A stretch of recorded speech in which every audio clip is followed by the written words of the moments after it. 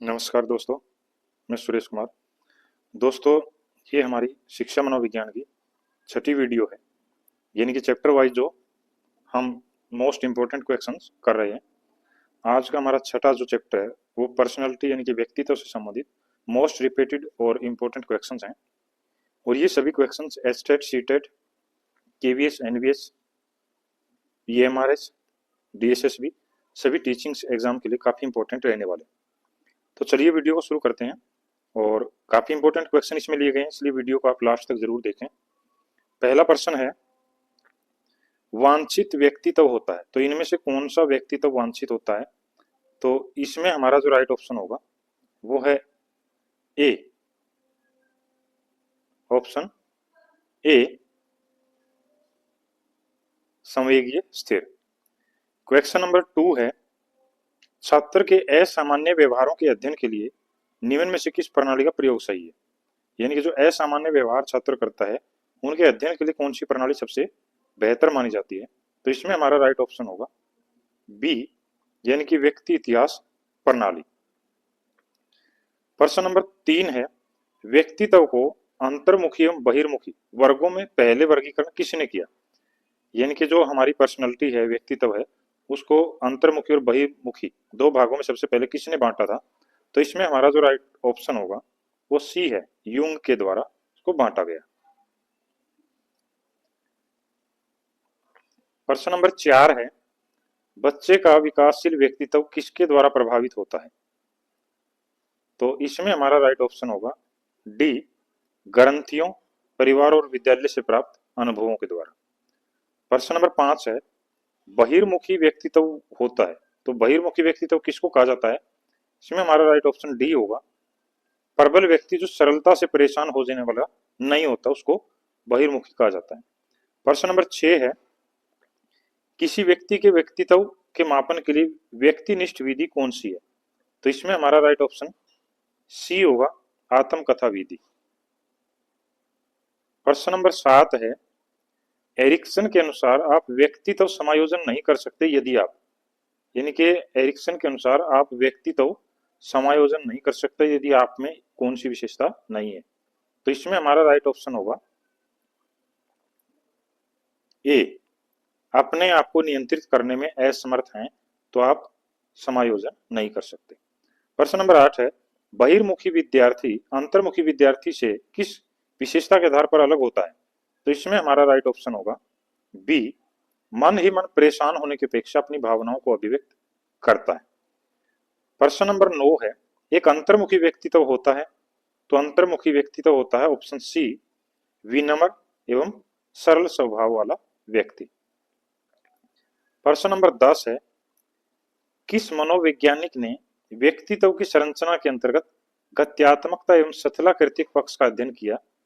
तो इसमें हमारा जो राइट ऑप्शन होगा वो है बी, लेविन व फ्रायड ने। प्रश्न नंबर 11 है, पर्सनैलिटी शब्द किस भाषा के मूल से लिया गया? तो इसमें हमारा राइट ऑप्शन डी होगा, ये लैटिन भाषा का शब्द है।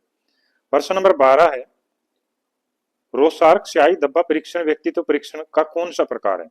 यानी कि जो रोसा स्याही धब्बा परीक्षण होता है तो वो व्यक्तित्व के किस प्रशिक्षण का, किस प्रकार का प्रशिक्षण है? तो इसमें हमारा राइट ऑप्शन होगा बी, ये प्रक्षेपी प्रशिक्षण कहलाता है।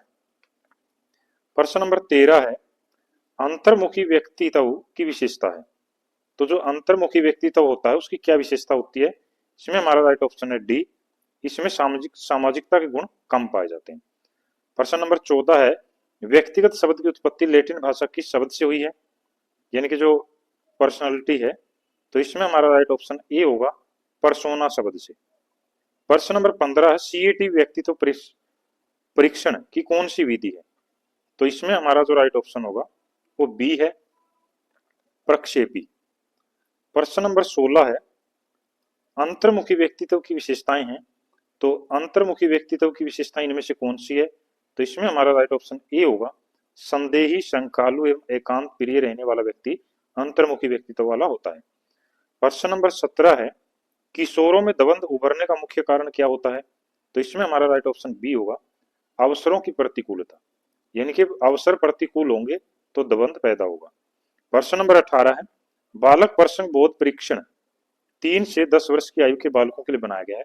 इस परीक्षण में कार्ड में प्रतिस्थापित किए गए, तो इसमें हमारा जो राइट ऑप्शन होगा वो है बी, लोगों के स्थान पर जानवरों के कार्ड इसमें प्रतिस्थापित किए गए। प्रश्न नंबर 19 है, निम्न में से कौन सा कारण बालक के स्वस्थ भावात्मक विकास में सहायक नहीं है? तो इसमें हमारा जो राइट ऑप्शन होगा वो है बी, परिवार एवं विद्यालय में संवेगों का अगर दमन होगा तो उससे भावात्मक विकास नहीं होगा। प्रश्न नंबर 20 है, व्यक्तित्व मनोदैहिक व्यवस्थाओं का वह गत्यात्मक संगठन है जो वातावरण के साथ अपूर्व समायोजन का निर्धारण करता है। इन शब्दों में व्यक्तित्व की परिभाषा किसने दी है? तो इसमें हमारा राइट ऑप्शन ए होगा, ये ऑलपोर्ट की परिभाषा है। प्रश्न नंबर 21 है, मनोविश्लेषण में जिसके अध्ययन पर बल दिया जाता है, तो इसमें हमारा राइट ऑप्शन सी होगा, अचेतन, यानी कि जो मनोविश्लेषण है उसमें अचेतन मन के अध्ययन पर बल दिया जाता है।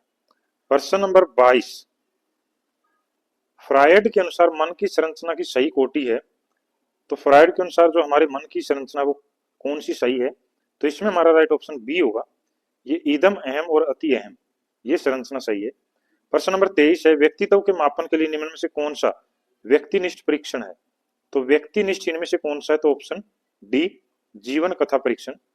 प्रश्न नंबर 24 है, व्यक्तित्व एवं बुद्धि में वंशानुक्रम की, तो इसमें हमारा जो राइट ऑप्शन होगा वो बी है, महत्वपूर्ण भूमिका है, यानी कि व्यक्तित्व एवं बुद्धि में जो हमारा वंशानुक्रम होता है उसकी महत्वपूर्ण भूमिका होती है। प्रश्न नंबर 25 है, दोस्तों इसी तरह के आगामी जो एचटेट की परीक्षा होगी उसमें शिक्षा मनोविज्ञान से संबंधित इंपॉर्टेंट प्रश्न पाने के लिए आप हमारी पिछली वीडियो को भी देख सकते हैं।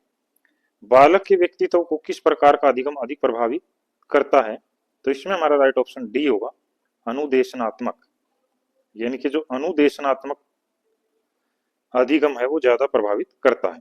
प्रश्न नंबर 26 है, निम्न में से कौन सी तकनीक प्रक्षेपण तकनीक नहीं है इनमें से? तो इसमें हमारा राइट ऑप्शन डी होगा, व्यक्तिगत अध्ययन। प्रश्न नंबर 27 है, व्यक्तित्व मापन की प्रक्षेपी परीक्षण विधि इनमें से कौन सी है? तो इसमें हमारा राइट ऑप्शन बी होगा, शब्द सहचार्य परीक्षण जो है। उसके बाद प्रश्न नंबर 28 है, व्यक्तित्व का स्थायी समायोजन इनमें से कौन सा है? तो इसमें हमारा जो राइट ऑप्शन होगा वो डी है, उपयुक्त सभी, यानी पर्यावरण के साथ, जीवन के साथ, प्रकृति के साथ सभी व्यक्तित्व के स्थायी समायोजन है। प्रश्न नंबर 29, एक संतुलित व्यक्तित्व वह है जिसमें, तो संतुलित व्यक्तित्व किसको माना जाता है? इसमें हमारा राइट ऑप्शन बी होगा, जिसमें ईदम व अहम के बीच संतुलन स्थापित किया गया हो। प्रश्न नंबर 30 है, अंतर्मुखी बालक की मुख्य विशेषता इनमें से कौन सी है? तो अंतर्मुखी की ऑप्शन सी, एकांत में रहकर कम बातचीत करने वाला जो होता है वो अंतर्मुखी होता है। प्रश्न नंबर 31 है, मानव व्यक्तित्व परिणाम है, यानी कि मानव व्यक्तित्व किसका परिणाम है? तो इसमें हमारा जो राइट ऑप्शन होगा वो बी होगा, आनुवांशिकता और वातावरण की अंतःक्रिया मानव का जो व्यक्तित्व है उसका परिणाम है। प्रश्न नंबर 32 है, लैटिन भाषा में पर्सोना का अर्थ क्या है? तो इसमें हमारा राइट ऑप्शन डी होगा, मुखौटा। प्रश्न नंबर 33 है, ब्रेल लिपि से किसको पढ़ाना चाहिए?